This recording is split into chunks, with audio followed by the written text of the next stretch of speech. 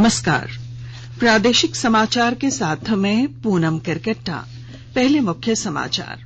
प्रधानमंत्री नरेंद्र मोदी ने PM school for rising India योजना के अंतर्गत देश भर के 14,500 स्कूलों के विकास और उन्नयन की घोषणा की।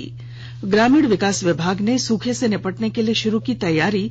मनरेगा के तहत मिट्टी से जुड़े कच्चे कार्य शुरू करने के दिए निर्देश। राज्य में चल रहे झारखंड डिजिटल सप्ताह के तहत लोगों को सीएससी पर उपलब्ध विभिन्न सेवाओं के साथ सरकारी योजनाओं की दी जा रही है जानकारी। प्रकृति और भाई बहन के अटूट प्रेम का पर्व करमा आज पूरे राज्य में हर्षोल्लास के साथ मनाया जा रहा है। और 33वीं पूर्वी क्षेत्र जूनियर राष्ट्रीय एथलेटिक्स चैंपियनशिप के लिए 149 सदस्यीय झारखंड टीम का ऐलान। और अब समाचार विस्तार से। प्रधानमंत्री नरेंद्र मोदी ने उभरते भारत के लिए PM school for rising India PM Shri के अंतर्गत देश भर में 14,500 स्कूलों को उन्नत बनाए जाने की घोषणा की है। श्री मोदी ने कहा कि पीएम श्री विद्यालय देश के मॉडल स्कूल बनेंगे जो राष्ट्रीय शिक्षा नीति की मूल भावना के अनुरूप होंगे। श्री मोदी ने कहा कि उन्हें पूरा विश्वास है कि इन स्कूलों से देश के लाखों विद्यार्थी लाभान्वित होंगे। इनमें शिक्षण के नवोन्मेषी तरीकों पर बल दिया जाएगा। नवीनतम प्रौद्योगिकी, स्मार्ट क्लासरूम, खेलकूद और अन्य विषयों के साथ साथ आधुनिक बुनियादी ढांचा विकास पर भी पूरा ध्यान दिया जाएगा। प्रधानमंत्री ने कहा कि राष्ट्रीय शिक्षा नीति ने हाल के वर्षों में शिक्षा क्षेत्र में महत्वपूर्ण बदलाव किया है। झारखंड विधानसभा के विशेष सत्र के दौरान कल हेमंत सोरेन की सरकार ने सदन में विश्वास मत हासिल कर लिया। 81 सदस्यों वाली विधानसभा में सरकार के पक्ष में 48 वोट पड़े। प्रस्ताव के विरोध में किसी ने भी मत नहीं दिया। इसके बाद विधानसभा अध्यक्ष रवींद्र नाथ महतो ने सदन को अनिश्चित काल के लिए स्थगित कर दिया। इससे पहले भाजपा के विधायकों ने सत्र शुरू होने से पहले ही सदन के बाहर जमकर हंगामा किया और मुख्यमंत्री हेमंत सोरेन के खिलाफ नारेबाजी की। इससे पहले मुख्यमंत्री हेमंत सोरेन ने विधानसभा में कहा कि उनकी सरकार जल्द ही विधानसभा में वर्ष 1932 के खतियान पर आधारित स्थानीयता नीति का प्रस्ताव लाएगी। इसके अलावा अन्य पिछड़ा वर्ग ओबीसी के आरक्षण पर भी बहुत जल्द प्रस्ताव लाया जाएगा। राज्य वित्त विभाग ने कुछ शर्तों के साथ पुरानी पेंशन योजना लागू करने का संकल्प जारी कर दिया है। इसके तहत पुरानी पेंशन योजना का लाभ लेने वालों को सरकार की ओर से तय एसओपी की शर्तों को मानने का शपथ पत्र देना होगा। वे सरकार से किसी अतिरिक्त वित्तीय दावा नहीं कर सकेंगे। इसमें सरकारी अंशदान और उसके ब्याज की राशि का समायोजन कर्मियों को मिलने वाली ग्रेच्युटी में किया जाएगा। वहीं 1 सितंबर से लागू पुरानी पेंशन योजना का चयन करने वाले कर्मचारियों के वेतन में अब 10% मासिक अंशदान की कटौती नहीं होगी, बल्कि झारखंड सामान्य भविष्य निधि अधिनियम के प्रावधान के तहत मूल वेतन से कटौती होगी। दूसरी ओर 1 दिसंबर 2004 से 1 सितंबर 2022 तक के बीच सेवानिवृत्त हुए कर्मचारियों के मामले में भी पुरानी पेंशन योजना के अनुरूप लाभ दिया जाएगा। इसके लिए अलग से दिशा निर्देश जारी किए जाएंगे। ग्रामीण विकास विभाग ने राज्य में सूखे से निपटने के लिए तैयारियां शुरू कर दी हैं। इस सिलसिले में अधिकारियों को विस्तृत कार्य योजना बनाने के निर्देश दिए गए हैं। ग्रामीण विकास सचिव मनीष रंजन ने कल राज्य बागवानी सलाहकार समिति की बैठक में अधिकारियों से कहा कि मनरेगा के तहत योजनाओं को बनाकर किसानों और मजदूरों को उसका लाभ देना सुनिश्चित करें। उन्होंने विशेषकर मिट्टी से जुड़े कच्चे कार्य यथाशीघ्र शुरू करने का निर्देश दिया और कहा कि राज्य के सभी जिलों में बिरसा हरित ग्राम योजना के तहत मिश्रित फलदार पौधों की बागवानी को भी बढ़ावा दिया जा रहा है। इसके माध्यम से ग्रामीणों को आजीविका के साथ मजदूरों को रोजगार उपलब्ध कराया जाएगा। आकाशवाणी अनूठी पहल के साथ स्वतंत्रता के 75 वर्षों का उत्सव मना रहा है। इसका शीर्षक है आजाद भारत की बात आकाशवाणी के साथ।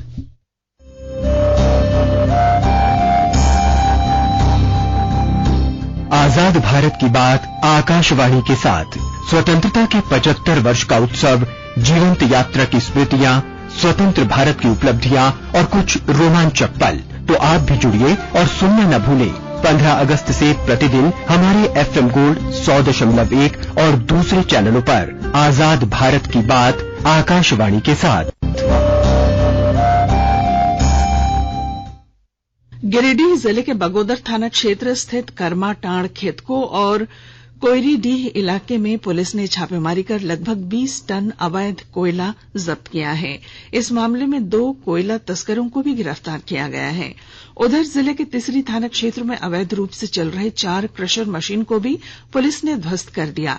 जिले के पुलिस अधीक्षक अमित रेणु ने कहा कि अवैध कोयला और पत्थर का कारोबार करने वालों के खिलाफ कार्रवाई करने के निर्देश सभी थानों को दिए गए हैं।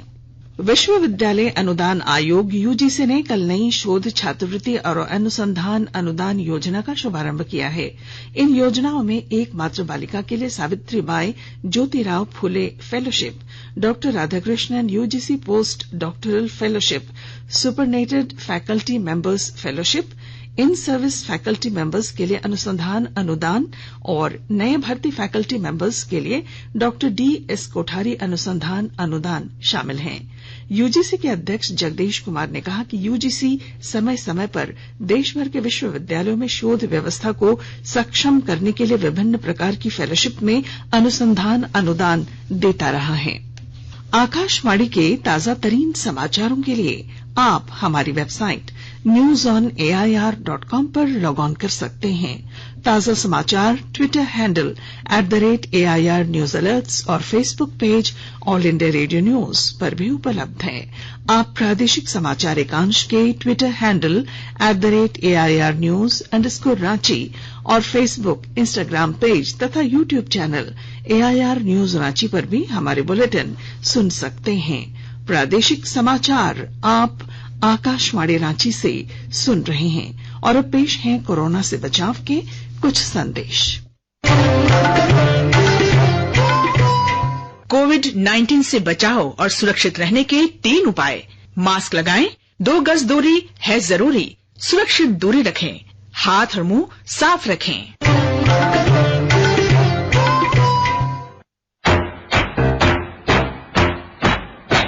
चलो मिलकर एक शुरुआत करें, चलो एक फैसला आज करें, मास्क नहीं तो टोकेंगे, कोरोना को रोकेंगे, चलो एक इरादा करते हैं, चलो कुछ वादा करते हैं, मास्क नहीं तो टोकेंगे, कोरोना को रोकेंगे।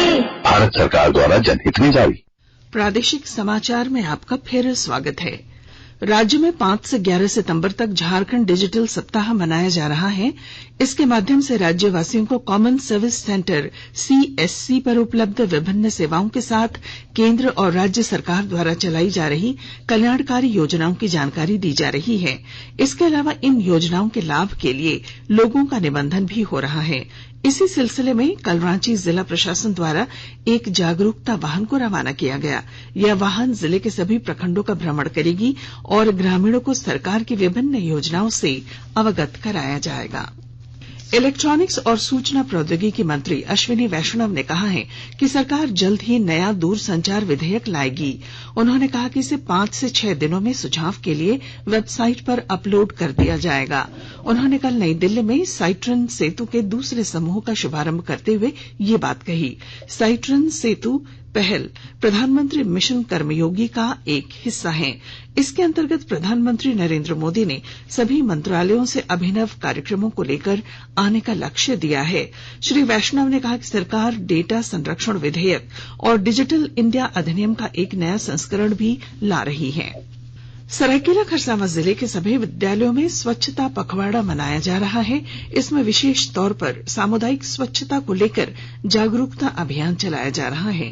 और ब्यौरा दे रहे हैं हमारे सरायकेला खरसावां संवाददाता।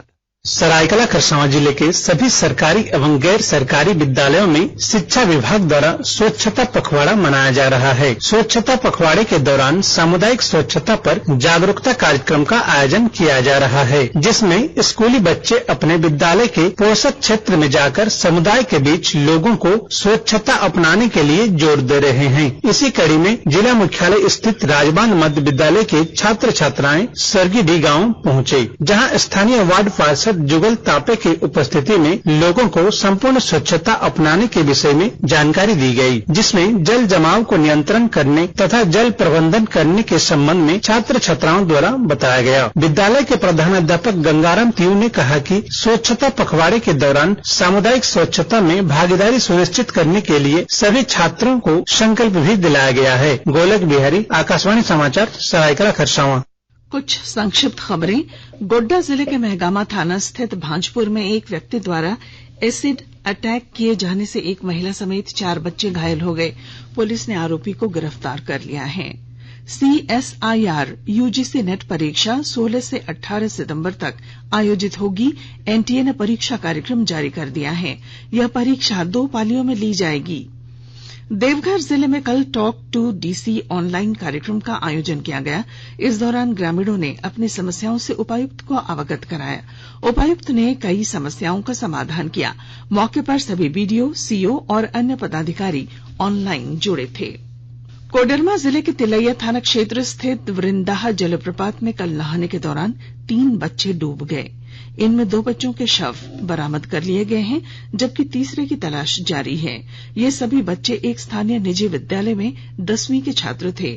शिक्षक दिवस के अवसर पर कल ये तीनों विद्यालय न जाकर घूमने के लिए वृंदावन जलप्रपात गए थे, जहां यह हादसा हुआ। राज्य भर में आज पूरे हर्षोल्लास और परंपरागत तरीके से करमा का त्योहार मनाया जा रहा है। यह त्योहार भाई बहन के बीच अटूट प्रेम और स्नेह के साथ हमें प्रकृति और पर्यावरण संरक्षण का संदेश देता है। यह त्योहार हमारी समृद्ध संस्कृति का प्रतीक है। इस त्योहार के अवसर पर पूजा स्थल पर करम डाल की पूरे विधि विधान के साथ पूजा अर्चना की जाती है। वहीं फसल की बुआई पूरी होने पर लोग पारंपरिक गीत संगीत और नृत्य के माध्यम से अपनी खुशियों को एक दूसरे के साथ बांटते हैं। एथलेटिक्स। पटना की मेजबानी में 10 दिसंबर से शुरू होने वाली 33वीं पूर्वी क्षेत्र जूनियर राष्ट्रीय एथलेटिक्स चैंपियनशिप के लिए झारखंड टीम की घोषणा कर दी गई है। राज्य स्तरीय प्रतियोगिताओं में प्रदर्शन के आधार पर कुल 149 एथलीटों का चयन इस टीम में किया गया है। इनमें 85 पुरुष और 64 महिला एथलीट शामिल हैं। 3 दिनों तक चलने वाली यह प्रतियोगिता बालक एवं बालिकाओं के अंडर 14, अंडर 16 और अंडर 20 श्रेणियों में आयोजित होगी। सैफ अंडर 17 फुटबॉल में मौजूदा चैंपियन भारत ने कल कोलंबो में अपने अभियान की शुरुआत भूटान पर 3-0 से जीत के साथ की। भारत के थंगल सुन गांगटे ने 2 और कप्तान वनडाल पेका गुइटे ने 1 गोल किया। भारत का अगला मुकाबला शुक्रवार को नेपाल से होगा। चैंपियनशिप का फाइनल इस महीने की 14 तारीख को खेला जाएगा। और अब अखबारों की सुर्खियां।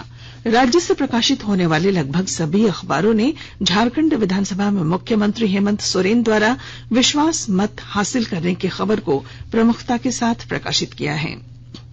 प्रभात खबर ने पुरानी पेंशन योजना लागू करने के लिए वित्त विभाग द्वारा संकल्प जारी करने की खबर को पहली सुर्खी बनाई है। दैनिक हिंदुस्तान ने बिहार के मुख्यमंत्री नीतीश कुमार के राहुल गांधी से मुलाकात की खबर को पहले पन्ने पर दी है। दैनिक भास्कर ने रांची जिले के सोनाहातू में डायन बताकर 3 महिलाओं की हत्या के 8 आरोपियों को गिरफ्तार किए जाने की खबर पहले पन्ने पर प्रकाशित की है। दैनिक जागरण ने राष्ट्रीय बाल संरक्षण आयोग द्वारा झारखंड की किशोरियों को बाहरी लोगों द्वारा निशाना बनाए जाने की दिए गए बयान को पहले पन्ने पर प्रकाशित किया है। अंग्रेजी अखबार द टाइम्स ऑफ इंडिया और हिंदुस्तान टाइम्स ने प्रधानमंत्री नरेंद्र मोदी द्वारा PM श्री योजना के अंतर्गत देश भर में 14,500 स्कूलों को उन्नत बनाए जाने की घोषणा की खबर को पहले पन्ने पर जगह दी है। और अब बुलेटिन के आखिर में मुख्य समाचार एक बार फिर। प्रधानमंत्री नरेंद्र मोदी ने PM school for rising India योजना के अंतर्गत देश भर के 14,500 स्कूलों के विकास और उन्नयन की घोषणा की। ग्रामीण विकास विभाग ने सूखे से निपटने के लिए शुरू की तैयारी। मनरेगा के तहत मिट्टी से जुड़े कच्चे कार्य शुरू करने के दिए निर्देश। राज्य में चल रहे झारखंड डिजिटल सप्ताह के अंतर्गत लोगों को CSC पर उपलब्ध विभिन्न सेवाओं के साथ सरकारी योजनाओं की दी जा रही है जानकारी। प्रकृति और भाई बहन के अटूट प्रेम का पर्व करमा आज पूरे राज्य में हर्षोल्लास के साथ मनाया जा रहा है और 33वीं पूर्वी क्षेत्र जूनियर राष्ट्रीय एथलेटिक्स चैंपियनशिप के लिए 149 सदस्यीय झारखंड टीम का ऐलान। और इसके साथ ही आकाशवाणी रांची से प्रादेशिक समाचार का ये बुलेटिन समाप्त हुआ। नमस्कार।